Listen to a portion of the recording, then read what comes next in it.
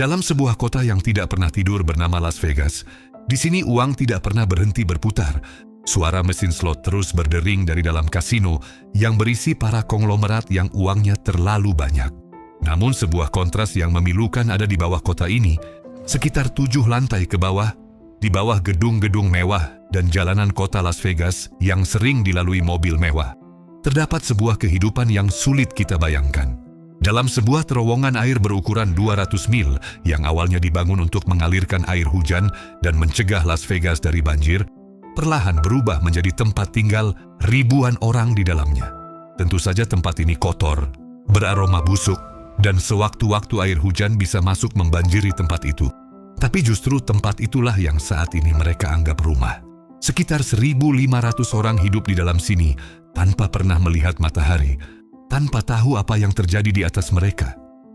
Bisa saja di luar sedang hujan deras dan mereka tidak tahu itu. Mereka baru akan tahu ketika air sudah membanjiri tempat mereka dan menyapu semua penghuni. Mirisnya, akan selalu ada korban jiwa setiap kali hujan deras datang. Jika kamu mencoba masuk ke dalam sini, semakin dalam kamu masuk, maka semakin sedikit cahaya yang tersisa. Udara begitu lembab, segala macam bau ada di sini. Mulai dari bau sampah, air kotor, dan tentu saja kotoran manusia.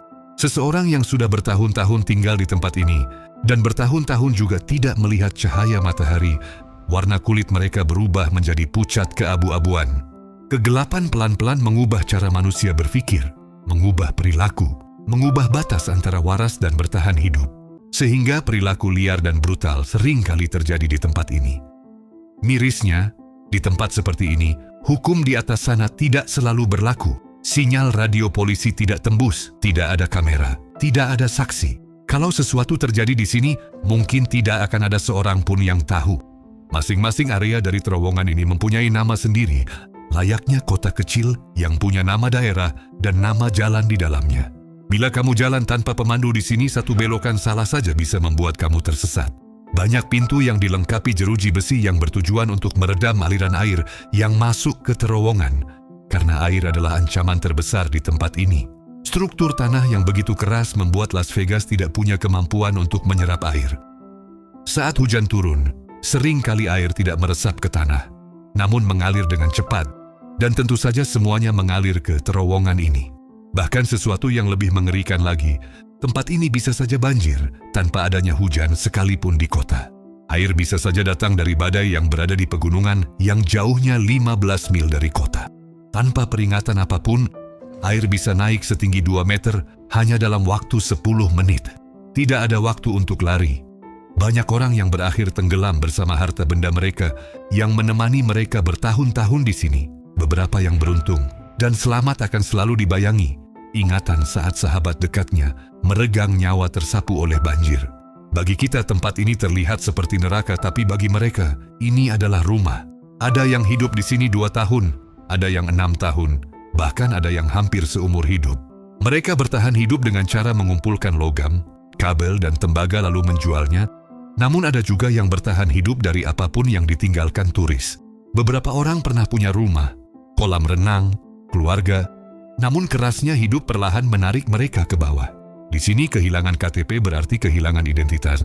Tanpa identitas kamu tidak bisa kerja, tidak bisa sewa rumah, tidak bisa mengakses bantuan. Tapi bahkan kalau semua KTP dibagikan hari ini, belum tentu besok mereka pergi. Karena masalahnya bukan cuma dokumen, tapi trauma, mental health, kecanduan, dan rasa kalah terhadap hidup. Di terowongan ini kematian bukan hal langka. Overdosis, penusukan, tembakan, banjir. Di atas, kasino menghasilkan 15 miliar dolar per tahun. Di bawah, manusia bertaruh nyawa setiap kali hujan turun. Dari tempat gelap, halusinasi, trauma, atau efek bertahun-tahun tanpa cahaya sulit dibedakan di tempat seperti ini. Dari bawah terlihat mobil melintas, orang tertawa, dan berpesta. Dua dunia berjarak beberapa meter, namun saling tidak peduli. Di bawah sini, hidup bukan tentang mimpi, bukan tentang rencana 5 tahun. Bagi sebagian orang, rencana hari ini saja sudah cukup. Karena di dunia tanpa matahari, bertahan hidup 1 hari lagi sudah terasa seperti kemenangan.